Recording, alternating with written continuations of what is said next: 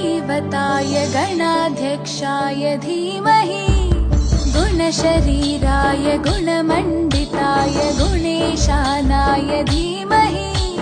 गुणातीताय गुणाधीशाय गुणप्रविष्टाय धीमहि